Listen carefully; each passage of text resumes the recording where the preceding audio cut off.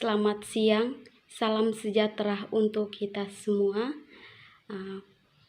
Perkenalkan, nama saya Yuliana Ero, semester 5, Prodi Pendidikan Kimia. Pada kesempatan ini, saya akan menjelaskan substitusi elektrofilik, sulfonasi dan klorinasi pada senyawa aromatik. Yang pertama, saya akan menjelaskan substitusi elektrofilik, sulfonasi pada senyawa aromatik.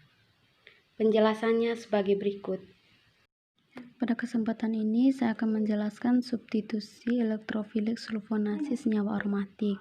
Pada mekanisme yang pertama, yaitu saya menggunakan 2 molekul asam H2SO4. Pada H2SO4 ini, yang pertama ini bertindak sebagai asam, sedangkan H2SO4 yang kedua ini bertindak sebagai basa. Pada H2SO4 yang bertindak sebagai basa, ikatan antara H dan O ada perbedaan keelektronegatifan, di mana O lebih elektronegatifan daripada H, sehingga ikatannya putus ke O menjadi O- dan H menjadi H+. Sedangkan pada H2SO4 yang bertindak sebagai basa, yaitu ikatan antara O dengan S, di mana ada perbedaan keelektronegatifan, di mana O lebih elektronegatifan daripada S, sehingga ikatannya putus ke O menjadi OH- dan S menjadi S+. OH- ini akan berikatan dengan H+ membentuk H2O. Hasilnya itu adalah H2O ditambah dengan HSO3+ ditambah dengan HSO4-. Pada HSO3+ ini, ikatan antara H dengan O ini ada perbedaan keelektronegatifan, di mana O lebih elektronegatifan daripada H, sehingga ikatannya putus ke O menjadi O- dan H menjadi H+. H+ ini akan berikatan sementara dengan H2O, sehingga hasil dari mekanisme yang pertama yaitu H2O yang berikatan sementara dengan H+, yaitu menjadi H3O+, ditambah dengan SO3+, di sini ada O-nya ada min, ditambah dengan HSO4-. Pada mekanisme yang kedua ini adalah mereaksikan senyawa obat dengan elektrofilik. Senyawa obat yang saya gunakan di sini adalah trimetoprim, yaitu untuk mengobati infeksi bakteri saluran pernapasan, saluran urin dengan usus halus. Pada senyawa obat trimetoprim ini yang termasuk lingkaran aromatik adalah yang sebelah kanan, sedangkan sebelah kiri bukan termasuk senyawa aromatik. Pada lingkar senyawa aromatik yang sebelah kanan ini, ikatan antara C1 ini, C1 dengan C1 ada ikatan dengan OCH3. Pada ikatan antara C dengan H ini, elektron ikatannya akan cenderung ke C, didukung dari perbedaan keelektronegatifan, di mana C lebih elektronegatifan daripada H, sehingga elektron ikatannya cenderung ke C. Di C ini terjadi penumpukan elektron, jadi cenderung lagi ke O. Pada O ini juga ada gaya tolak dari elektron bebas ini, sehingga pada O ini sangat-sangat parsial negatif, sehingga elektron ikatannya cenderung masuk ke C aromatik. Pada C aromatiknya akan terpolarisasi ke C2, sehingga C2 menjadi parsial negatif, dan terpolarisasi juga ke C6. Pada C6 ini juga ada ikatan dengan OCH3. Pada ikatan C dan H ini elektron ikatannya cenderung ke C, sehingga pada C ini terjadi penumpukan elektron dan cenderung lagi ke O. Pada O ini ada gaya tolak dari elektron bebas, sehingga O ini menjadi parsial negatif, sehingga elektron ikatannya akan cenderung masuk ke C aromatik pada C6, dan pada C6 ini elektronnya akan terpolarisasi ke C1 juga, dan akan terpolarisasi ke C5. Pada C5 ini C6 tadi akan menjadi parsial negatif. Pada C5 ini juga ada ikatan dengan OCH3. Elektron ikatannya akan cenderung ke akan cenderung ke C5, sehingga C5 menjadi parsial negatif. Nah, pada C5 ini akan terpolarisasi juga ke C6 dan juga terpolarisasi ke C4, sehingga C4 menjadi parsial negatif. Pada C3 ini juga ada ikatan dengan CH2. Pada group CH2 ini adalah pengaktif sedang. Ikatan C dan H ini ikatannya cenderung ke C, didukung dengan perbedaan keelektronegatifan, di mana C lebih elektronegatifan daripada H, sehingga elektron ikatan cenderung ke C. Nah, di C ini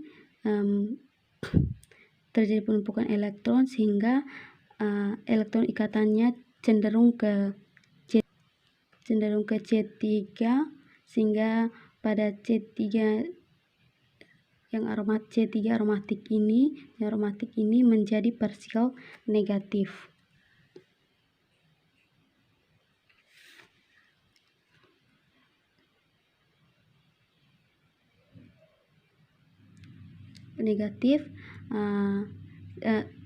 Pada C3 ini elektron ikatannya juga terpolarisasi ke C2,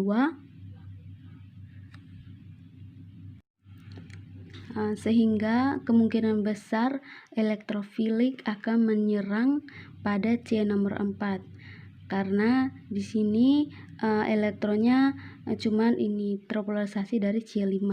Sedangkan pada C2 ini kalau dilihat dari hambatan ruang atau efek sterilnya terhadap C1-nya lebih besar daripada C4. Sehingga kemungkinan besar yang elektrofiliknya akan menyerang pada C nomor 4.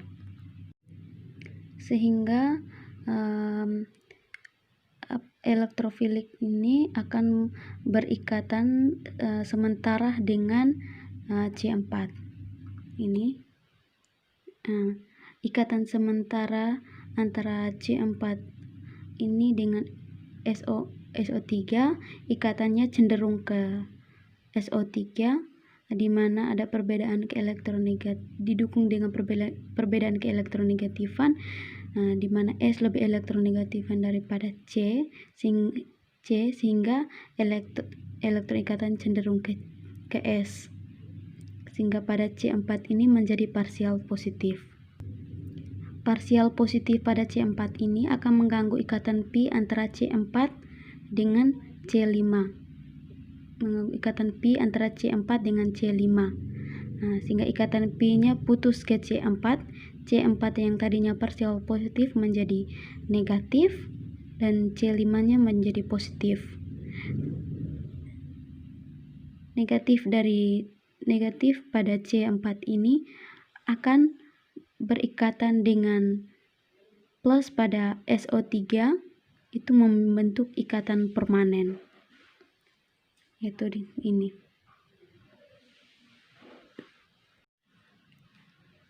Plus pada C5 ini akan mengganggu elektron ikatan sigma antara C5 dengan C6.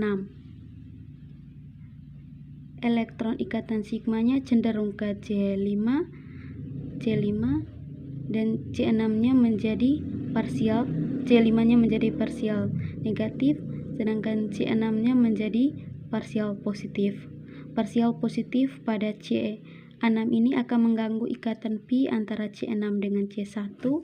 Ikatan pi-nya putus ke C6. C6-nya yang tadi parsial positif menjadi negatif, C1-nya menjadi positif. Negatif pada C6 ini akan berikatan dengan plus pada C5, membentuk ikatan baru. Itu ini. Plus pada C1 ini akan mengganggu elektron ikatan sigma antara C1 dengan C2. Elektron ikatan sigmanya akan cenderung ke C1, sehingga C2-nya menjadi parsial positif. Parsial positif pada C2 ini akan mengganggu ikatan pi antara C2 dengan C3. Ikatan pi-nya akan putus ke C2. C2 yang tadi parsial positif akan menjadi negatif, C3-nya menjadi positif. Negatif pada C2 ini akan berikatan dengan plus pada C1 membentuk ikatan pi baru, yaitu yang ini. Plus pada C3 ini akan mengganggu elektron ikatan sigma antara C3 dengan C4. Elektron ikatan sigmanya akan cenderung ke C3 sehingga C3-nya menjadi parsial negatif, C4-nya menjadi parsial positif. Parsial positif pada C4 ini akan mengganggu ikatan antara C dengan SO3, C dengan H, C dengan C4-nya dengan C3. Ikatan yang paling tidak stabil yaitu antara C dengan H. Ikatan yang paling tidak stabil itu ikatan antara C dengan H, didukung dengan perbedaan keelektronegatifan, di mana C lebih elektronegatifan daripada H, sehingga elektron ikatannya akan putus ke C, C-nya menjadi negatif, dan H-nya menjadi H+. Negatif pada C4 ini akan berikatan dengan plus pada C3, membentuk ikatan baru, yaitu ini. Sedangkan plus tadi, H+ tadi akan berikatan dengan min pada HSO4 membentuk kembali H2SO4. Selanjutnya pada C4 ini yang berikatan dengan SO3 ini, pada O ini ada masih ada negatif. Kalau dilihat dari hasil mekanisme yang pertama, sehingga min pada SO3 ini akan berikatan dengan H+ yang berikatan sementara dengan H2O, membentuk HSO3, yaitu yang ini.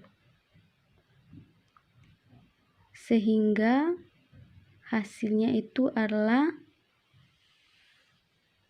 ini, itu ditambah dengan H2SO4 dengan hasil sampingnya itu H2O, sehingga produk yang dihasilkan yaitu 4 hidrogen sulfit ditambah dengan H2SO4 dan hasil sampingnya yaitu H2O.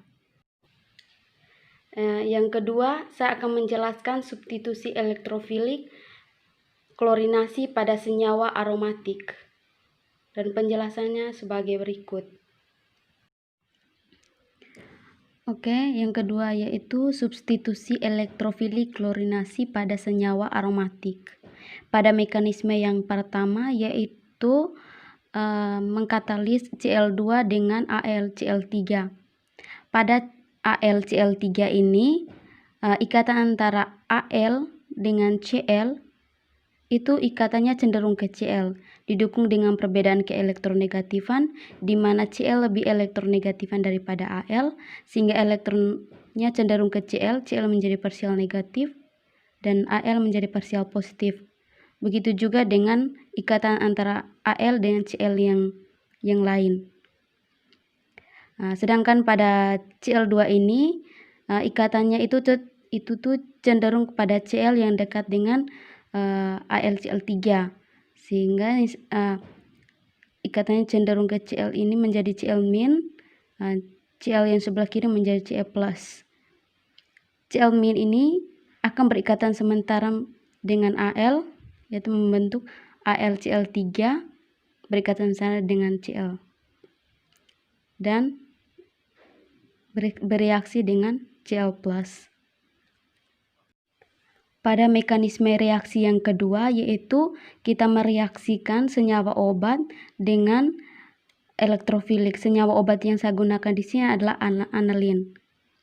Pada gugus analin ini, itu saya berikan nomor satunya ada gugus NH2. Nomor satunya dekat dengan C yang berikatan dengan NH2. Ini nomor 2, nomor 3, nomor 4, nomor 5, nomor 6. Pada C1 yang berikatan dengan gugus NH2, NH2 di sini adalah sebagai pengaktif kuat. Dilihat dari ikatan antara N dengan H, itu ikatannya cenderung ke N, didukung dengan perbedaan keelektronegatifan, di mana N lebih elektronegatifan daripada H, sehingga ikatannya cenderung ke N. N ini menjadi parsial negatif.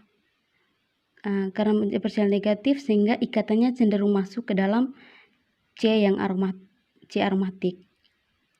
Pada C aromatik ini, itu menjadi parsial negatif. Elektron ikatannya akan terpolarisasi ke C2 dengan C6, sehingga pada C2 ini menjadi parsial negatif, C6 juga menjadi parsial negatif. Begitupun juga dengan C pada nomor 4 itu menjadi parsial negatif karena para dari gugus NH2. Sedangkan pada C3 itu parsial positif, C5 parsial positif karena meta dari gugus NH2. Sehingga kemungkinan besar elektrofilik itu menyerang C nomor 4. Elektrofilik bisa menyerang C2 dengan C6, tetapi dilihat dari hambatan ruang atau efek sterilnya, C2 dengan C6 ini hambatan ruangnya lebih besar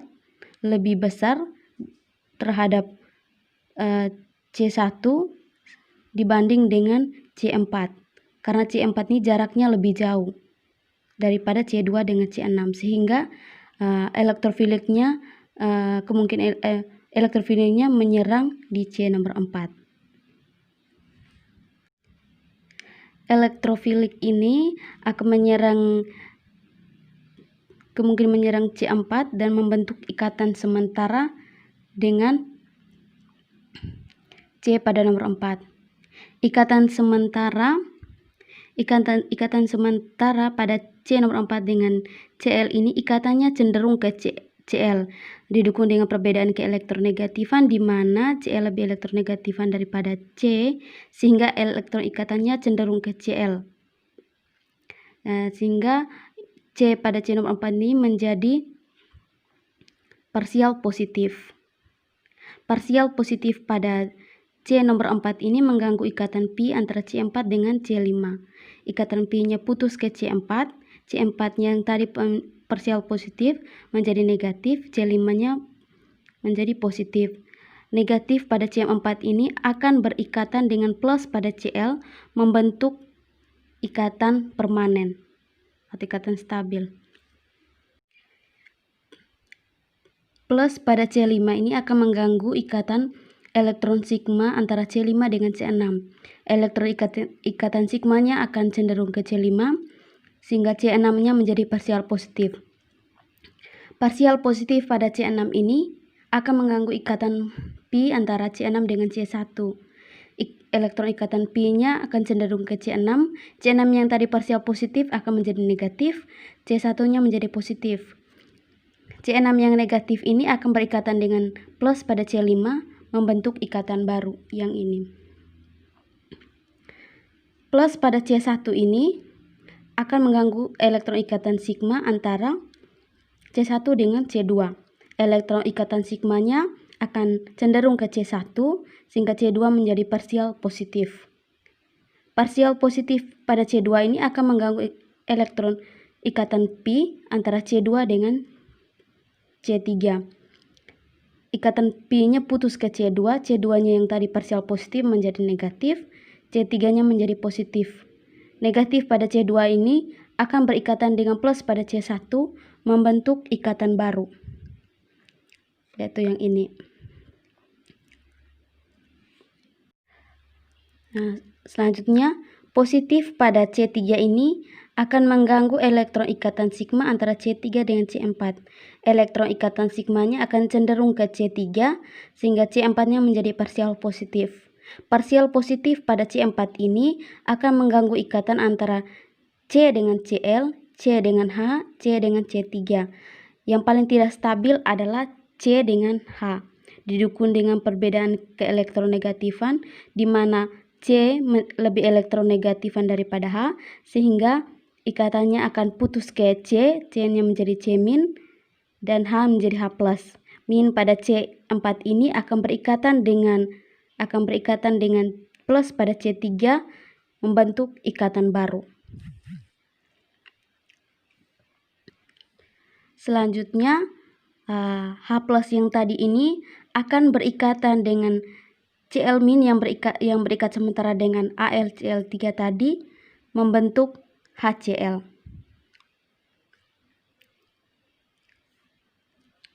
Sehingga produk yang dihasilkan adalah kloroanalin, 4-kloroanalin,